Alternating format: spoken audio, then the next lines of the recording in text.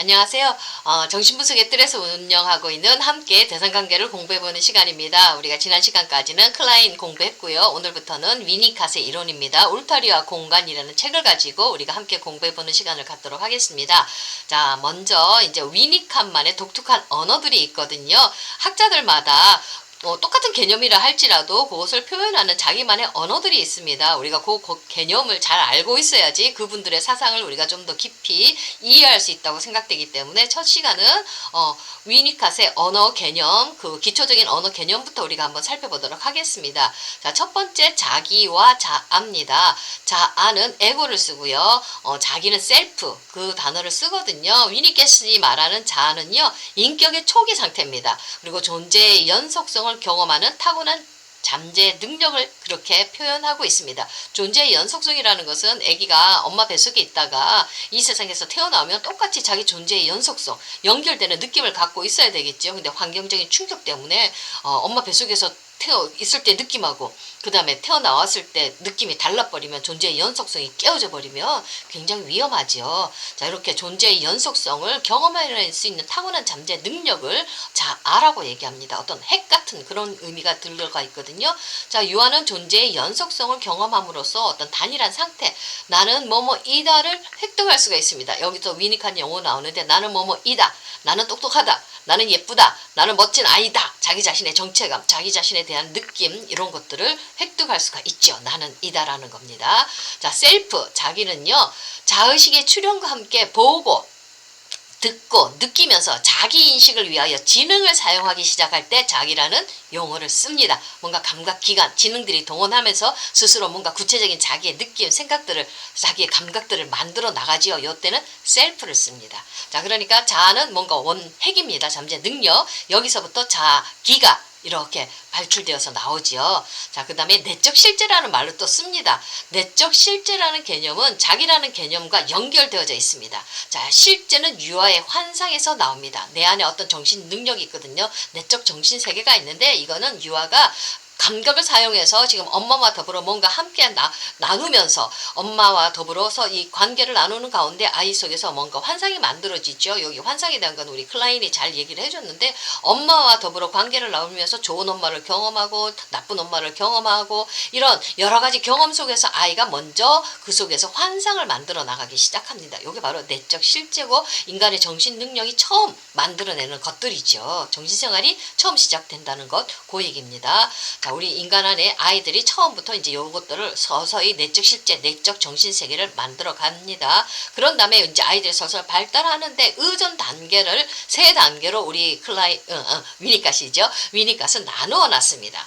자, 인간의 핵심 어떤 중심적 자기라고 그러거든요. 그 다음에 자기의 핵. 이게 여기서부터 뭔가가 지금 나오죠. 그래서 이 핵에 놓여있는 어떤 타고난 잠재력, 요 힘, 능력은요, 적절한 환경이 제공이 되면 개인의 인격 안에서 서서히 그 모습을 나타내기 시작합니다. 그러니까 요때, 아이가 적절한 환경이라고 하는 것은 충분히 좋은 엄마입니다. 아이는 핵을 가지고 태어났죠. 어떤 중심 자기라든지 핵을 가지고 태어났는데, 요 핵이 혼자서는 뭔가를 만들어 나갈 수가 없다는 겁니다. 좋은 엄마, 충분히 좋은 엄마입니다. 완벽한 엄마가 아닙니다. 충분히 좋은 엄마가 아이의 욕구를 맞춰주게 되면은 이 속에서 아이의 충분히 좋은 엄마의 그 환경 속에서 아이가 서서히 자기라는 인격을 만들어 나가기 시작한다는 겁니다. 자, 근데 그 단계마다 아이가 의존해 나가는 단계가 조금씩 틀립니다. 자, 하나는 절대적 의존 단계가 있고요. 그 다음에 상대적 의존 단계가 있고요. 그 다음에는 상호 의존적인 방식, 독립을 향해 나가는 그 단계가 세 가지로 나눠져 있거든요. 자, 처음 절대적 의존 단계는요, 유아는 모성 돌봄에 대해 전혀 의식하지 못하는 상태입니다. 완벽하게 엄마한테 절대적으로 의존하는 단계입니다. 자, 요때 트라우마가 입으면 자, 요때는 아이들이 정신병으로 들어간다든지 자폐로 들어가든지 아주 위험한 순간을 맞이하게 됩니다. 요때는 아이가 절대적으로 의존할 수 있도록 엄마의 모성 몰두가 집약되어져야 되는 시간입니다. 보통 한 3개월 이전에 아이들이 되겠죠. 그 다음에 상대적 의존으로 이제 아이가 서서히 넘어갑니다. 이때는 유아는 자신이 필요로 하는 모성 돌봄의 내용들을 서서히 인식합니다. 지각이 좀 올라왔지요. 그래서 눈으로 보고 귀로 듣고 느끼면서 서서히 엄마 상태를 조금 돌봄의 내용들을 인식할 수가 있습니다. 그리고 그것들을 점점 자신의 개인적 충동과 연관시킬 수 있습니다. 배고프면 막 울고 그러면 엄마 밥 주고 이렇게 되죠. 이런 관계들을 서서히 맺어가는데 이제 상대적인 의존입니다. 조금 엄마를 압니다. 나만 있는 게 아니라 엄마하고 나하고 완전히 이렇게 같이 융합되어 있는 게 아니라 조금은 엄마라는 존재를 인식하면서 상대적으로 의존하게 된다는 겁니다. 이때 조금 트라우마를 입는 거는 그래도 조금 극복하고 회복하기가 조금 쉽습니다. 절대적 의존 단계는 좀 더 컸잖아요. 그죠? 그 다음에 이제 독립을 향해서 가는 상호 의존적인 단계가 있습니다. 유아는 실제적인 어떤 돌봄 없이 지낼 수 있는 수단들을 이제 서서히 발달시켜 나갑니다. 엄마 없이도 살아나가는 능력들을 발달시켜 나간다는 얘기죠. 자, 이것은 환경에 대한 엄마의 돌봄이 계속 좋은 엄마에 대한 돌봄이 계속 반복되면 신뢰가 쌓이죠. 신뢰를 쌓아가면서 돌봄의 기억들을 이제 아이들이 기억들을 쌓아 나갑니다. 축적도 하면서 자 그러면서 이 아이들이 여기에 대해서 조금 엄마에 대한 신뢰가 좀 이렇게 쌓여지게 되면은 아이가 조금 더 힘을 얻게 되지요. 그리고 또 개인적인 욕구들을 이제는 아이들이 밖으로 투사하고요. 그 다음에 돌봄의 내용들 안으로 내사하지요. 정신 기제들이 점점 발달해 나가기 시작합니다. 자, 이렇게 여기에다가 커다란 어떤 의미를 부여해 줄 수 있는 게 뭐냐면 이제는 아이들이 지적인 이해가 높아지죠. 시간에 대한 감각들도 생기고요. 조금 엄마에 대한 지적인 이해들이 조금 현실 엄마를 경험하는 능력들이 조금 더 올라가게 되면서 여러 가지가 이제 합쳐져서 이제 아이는 서서히 엄마 없이도 나는 살아나갈 수가 있겠구나. 독립을 향해서 나갑니다. 자, 근데 이때는 완전한 독립이라는 것은 없습니다. 우리 인간에게서는. 이때 건강한 개인은 고립되어 있지 않으면서요. 개인과 환경의 상호 의존적인 방식. 이거는 우리가 한평생 살아나가면서 계속 지속되어져 나가야 되는 것입니다. 자, 엄마도 있고, 그 다음에 나도 있고, 그 다음에 엄마의 돌봄도 내가 필요로 하면서, 그 다음에 또 나 자신의 어떤 독립된 생활을 해 나갈 수 있는 거, 절대적인 의존도 아니고, 어떤 상대적인 의존도 아니고, 내가 이제 어느 정도 독립을 해 나가면서 엄마와 더불어 나와 더불어 함께 상호 의존적인 관계로 갈 수 있는 거, 요거는 우리가 친구들과의 관계도 그렇고, 그 다음에 서로 사랑하는 연인 간의 관계도 그렇고, 그 다음에 또 부부간의 관계도 그렇고 내가 부모가 돼서 또 자녀들과 맺는 관계도 그렇지요. 한 사람 자기 혼자 홀로 살아나갈 수는 없다는 겁니다. 서로 상호 의존하면서 도움을 주면서 도움을 받으면서 이렇게 건강한 생활을 유지해 나갈 수가 있는데 이때는 독립된 주체로 먼저 서야 되는 게 우선이지요. 그런 다음에 상호 의존 관계로 들어간다는 얘기를 하고 있습니다. 자, 그런 다음에 이제 또 우리 위니까지 말하는 것은 통합과 통합되지 않는 상태에 대한 언어들을 또 사용하고 있습니다. 자, 자아의 통합이라는 부분을 살펴보겠습니다. 자아의 통합은 삶의 연속성의 기초 위에서만 이루어집니다. 내 자아가 통합이 되어져야겠죠. 신체와 정신이 통합이 되어져야 됩니다. 신체와 정신이 나누어지면 안 되죠. 자, 이렇게 또 내 인격 안에서는 여러 가지 다양한 감정들을 통합해 나가야 되겠죠. 자, 유아는 존재의 영속성을 깨어지지 않고 계속 이 발달 단계가 연속해서 이루어져 나가는 겁니다. 이걸 경험함으로써 나는 이다, 나는 뭐뭐다, 나는 똑똑해, 나는 건강해, 나는 아주 멋진 사람이야, 나는 착한 사람이야, 이런 자기에 대한 어떤 이미지들을 획득해 나갈 수가 있습니다. 이걸 마련해야 되는 거거든요. 자, 나는 이다의 이 성취는요, 이건 자아가 핵을 모으는 거죠. 나에 대한 어떤 이미지, 나에 대한 어떤 자아 정체감을 이렇게 핵처럼 모으는 거죠. 이거는 충분히 좋은 엄마가 제공해는 환경 안에서만 이루어질 수가 있습니다. 엄마가 때로는 실패하지만 그래도 충분히 계속 이 아이를 지지해주고 좋은 환경을 제공해줄 때 이 아이들은 자기 자신에 대한 셀프 이미지를 만들어 나갈 수가 있다는 겁니다. 자, 환경은 절대적 의존기에 유아에게 최대한 적응해 주는 것에서 이것을 아이는 만들어 나갈 수가 있습니다. 자, 절대적 의존기는 아이를 절대적으로 맞춰줘야 되는 때지요. 이때 절대적 의존기에 유아에게 필요한 것을 최대한 마련해주고 적응해주는 때 이때 아이들은 나는 이다를 획득할 수가 있는데 자, 이렇게 환경이 제공해주는 것을 우리 위니까스 뭐라고 하냐면 유명한 용어지요. 안아주기라는 표현을 씁니다. 자, 아이에게 필요한 것들을 우리 부모들이 엄마가 적절한 환경, 따뜻하고 그 다음에 약간은 어두우면서 편안한 환경을 제공해주고 아이가 배고플 때 밥을 주고 기저귀를 갈아주고 최선을 다해서 맞춰주는 이 좋은 잘 자라날 수 있도록 이런 좋은 환경을 바로 안아주기라는 용어로 표현을 합니다. 이런 좋은 최선의 환경이 주어졌을 때 아이가 나는이라는 어떤 자아의 핵을 만들어 나갈 수가 있다는 겁니다. 자, 근데 통합되지 않은 상태라는 말도 또 나오거든요. 이거는 자, 요 상태도 또 아이들에게는 또 필요합니다. 통합되기 전에 통합되지 않은 상태도 왜 중요한지 한번 살펴보겠습니다. 자, 유아는 엄마의 자아 지원이 믿을만하다고 여겨질 때 그것을 당연하게 받아들이고 그 다음에 개인적인 존재의 연속성에 대한 위협을 느끼지 않으면서 얼마 동안 통합되지 않은 상태로 있을 수가 있습니다. 가장 연약한 상태로 아이가 편안하게 자기 자신을 내놓고 있을 수가 있습니다.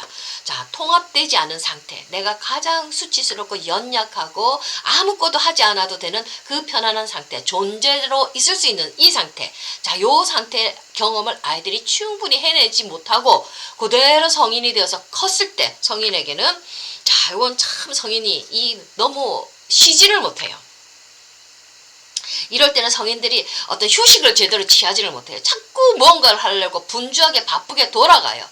자신의 나약한 상태가 불안해요. 그거를 잘 이렇게 편안하게 쉴 수 있고 뭐 그런 것들을 우리 성인들이 자기 존재 자체로 그대로 멈춰 있는 상태를 받아들이지를 못해요. 경험해내지를 못하는 겁니다. 그러니까 휴가를 가서도 뭔가 일을 해야 되는 사람들, 강박적인 사람들 있죠. 그런 경향이 되기가 쉽다는 겁니다. 그러니까 휴식을 할 수 있고 보잘것없고 중요하지 않은 존재로 내가 그냥 나약한 존재로 있을 수 있다는 건 그때 어렸을 때 존재 자체로 있을 수 있는 경험을 충분히 누릴 수 있도록 부모들이 이렇게 마련해 주지 않으면 성인이 되어서도 그걸 못 누린다는 겁니다. 불안하고 굉장히 고통스럽고 우울하거든요.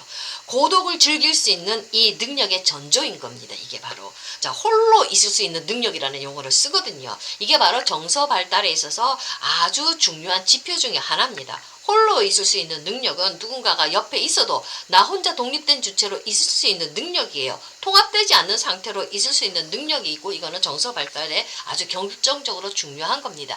나약한 상태로 내가 뭔가 아무것도 하지 않아도 내 자신을 편안하게 바라볼 수 있는 정서적으로 참으로 중요한 지표가 되는 거죠. 이 홀로 있을 수 있는 능력을 우리 위니카시 얘기를 했는데 요때 통합되지 않은 상태로 엄마 품 안에 존재로 그대로 있어 본 경험이 안겨져 본 경험이 있는 사람만 요 상태를 누릴 수가 있다고 얘기를 합니다. 자, 아이는요 누군가가 존재하면서도 엄마가 바로 옆에 있지요. 근데 엄마가 바로 옆에서 막 설거지하기도 하고 책을 읽기도 하지만 또 아이는 혼자서 또 놀지요. 자, 재미나게 놀지요. 누군가가 지 눈에는 안 보이지만 엄마는 옆에 있는 거예요. 자, 이렇게 엄마가 누군가가 존재하면서 홀로 있을 수 있을 때 자기 혼자 잘 놀고 있는 요 편안한 상태에 있을 때만 유아는 그 자신의 개인적인 삶을 발견할 수가 있습니다.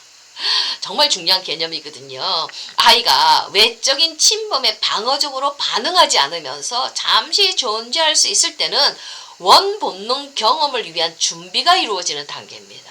자, 시간이 흐르면서 어떤 감각이나 충동이 이제 나오기 시작하는 겁니다. 아이 안에서 올라오기 시작하는 겁니다.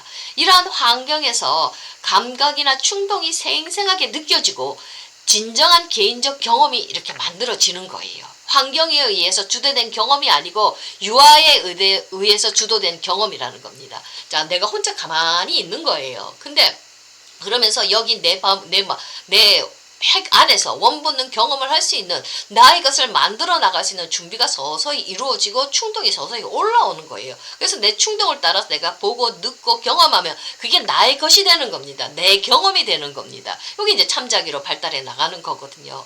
근데 요 시간을 우리 엄마들이 허용을 안 해주고 자, 이때 엄마가 막 지나치게 말을 해요. 막 자극을 막 줘요. 막 그냥 쉴 새 없이 엄마가 막 웃겼다가 그냥 들었다가 놨다가 아이한테 많은 말을 하면서 이건 뭐야 저건 뭐야 정말 좋은 엄마 되고 싶어서 과도한 자극을 준다든지 그 다음에 자극을 안 주는 경우가 있죠. 엄마가 우울증 걸려 있으면 영혼이 가출했잖아요. 그러면 아이가 원하는 자극을 안 해줘요. 아이가 발달에 필요한 자극들을 안 주는 것 이거 모두가 다 침범이거든요.